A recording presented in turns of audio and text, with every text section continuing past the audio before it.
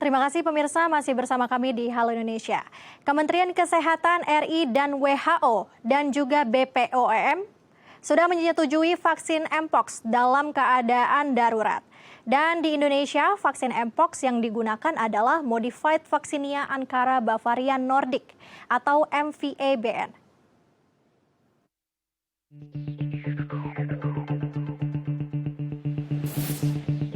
Organisasi Kesehatan Dunia atau WHO dan Badan POM Republik Indonesia telah menyetujui penggunaan vaksinasi cacar monyet atau Mpox mulai digunakan di Indonesia dalam situasi darurat kesehatan. MVA-BN adalah jenis vaksin yang digunakan di Indonesia. Berdasarkan penelitian vaksin against Mpox, MVA-BN NLC 16M8, vaksin ini mampu menurunkan risiko Mpox sebanyak 62 hingga 85% berlaku pada yang belum terpapar. Kementerian Kesehatan mengatakan akan memprioritaskan penderita Mpox yang darurat membutuhkan vaksin.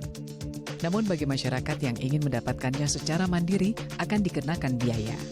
Komisi Nasional Kejadian Pasca Imunisasi atau Komnas KIPI akan turun terlibat bersama Badan POM untuk memantau keamanan dan memastikan manfaat vaksin Mpox dalam mencegah penyebaran. Dan kita akan membahasnya langsung bersama Diki Budiman selaku pengamat kesehatan global. Halo, Assalamualaikum Kang Diki, apa kabar? Waalaikumsalam Mbak Lintang dan pemirsa DAI TV. Alhamdulillah, baik. Alhamdulillah. Alhamdulillah baik. Baik, Kang Diki, kita akan membahas terkait vaksin Mpox nih. Sudah dirilis dan juga sudah dapat Indonesia mendapatkan vaksin Mpox ini, sudah dirilis oleh Kemenkes sendiri dan juga WHO, BPOM juga sudah menyetujuinya nih. Kang Diki, kalau melihat dari vaksin yang dipilih oleh Indonesia ini, MVA-BN, ini bagaimana Kang Diki bisa dijelaskan apakah ini kandungannya aman bagi para pasien yang terdampak Mpox? Ya, kandungannya aman ya, dan ini adalah vaksin generasi ketiga. Jadi kalau satu vaksin itu biasanya sudah generasi, lebih dari satu generasi, apalagi ini sudah generasi ketiga, dia adalah modifikasi vaksin yang jauh lebih aman.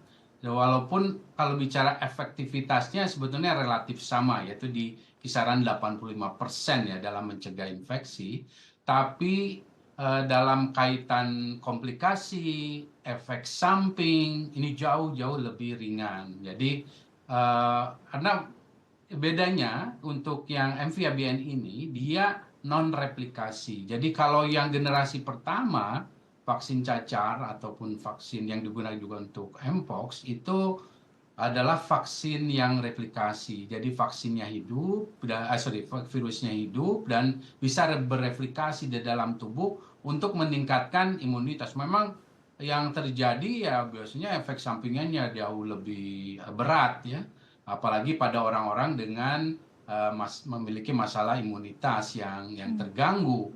Nah, ini berbeda dengan yang generasi ketiga yang sekarang sudah diadakan oleh pemerintah, jauh lebih ringan, dan itu artinya akan bisa menyasar lagi kelompok-kelompok yang rawan dalam kelompok berisiko untuk Mpox, yaitu orang dengan misalnya HIV ya.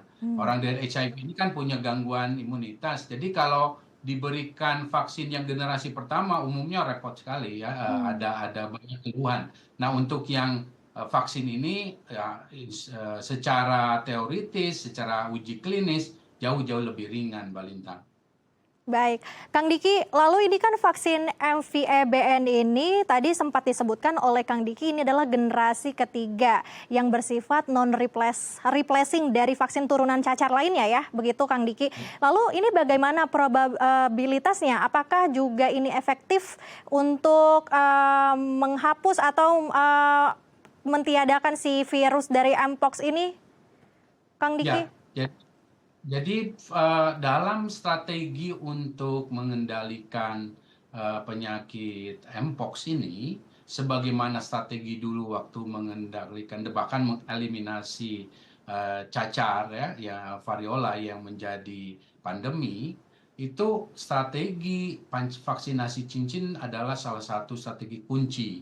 Nah, artinya kalau bicara strategi vaksinasi cincin, pertama harus ada vaksin yang efektif, tapi juga bukan hanya efektif dan dalam mencegah infeksi, tapi juga relatif minim risiko. Nah, ini dalam kaitan ini MVABN ini memiliki dua syarat itu. Pertama, dia 85% efektivitas dalam mencegah infeksinya. Kedua, minim risiko atau komplikasi. Nah, ini yang kombinasi ini tentu akan efektif untuk dilakukan vaksinasi cincin. Nah, vaksinasi cincin adalah jadi yang diberikan vaksin adalah orang yang bukan hanya terinfeksi, sedang terinfeksi misalnya, atau yang kontak, atau yang kemungkinan akan kontak dengan orang sakit. Nah, ini yang disebut dengan vaksinasi cincin. Dalam studi di beberapa tempat, saya melihat bahwa efektivitasnya biasa sampai menurunkan 70% kasus. Ya, kalau vaksinasi cincin dengan kombinasi strategi lain ini dilakukan secara efektif, Mbak Lintang. Baik, berarti Kang Diki ini juga bisa efektivitasnya tentunya juga baik ya untuk para pasien yang terdampak maupun juga yang terpapar dari pasien tersebut. Lalu Kang Diki, ini kan penyebaran vaksinnya juga Indonesia sudah mendapatkan 1.600 dosis nih kira-kira. Apakah ini prevalensinya atau jumlahnya cukup bagi masyarakat Indonesia baik yang terdampak maupun masyarakat umum nih Kang Diki yang ingin melakukan vaksin ini? Tapi ditahan dulu Kang Diki, nanti kita akan melanjutkan setelah jeda ya. Baik pemirsa, kita akan melanjutkan perbincangan kita dengan Kang Diki, tetap di Halo Indonesia.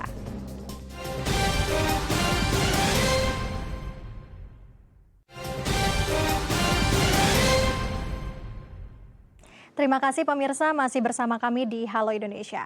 Kita akan melanjutkan diskusi bersama dengan Diki Budiman selaku pengamat kesehatan global. Ya, baik Kang Diki, kita akan melanjutkan perbincangan kembali nih tentang vaksin Mpox.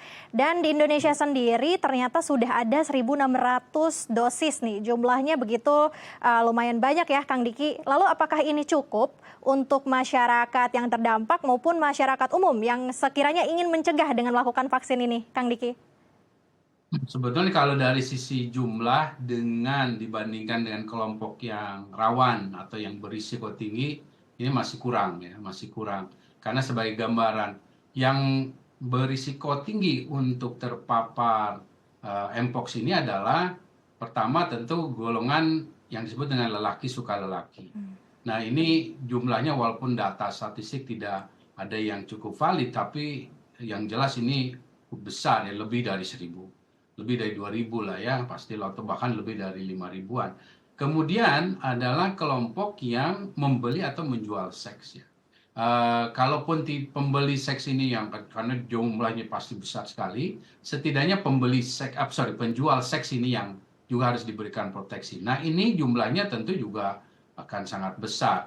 Ditambah lagi adalah orang-orang yang sangat berisiko dan bahkan ketika terinfeksi Mpox dia bisa mengalami komplikasi atau bahkan fatalitas adalah orang dengan HIV/AIDS. Nah, kelompok ini jumlahnya lebih dari 500.000 di Indonesia gitu. Dan ini tentu hal yang artinya kalau dilihat dari jumlah vaksin sangat-sangat jauh ya, gapnya sangat tinggi.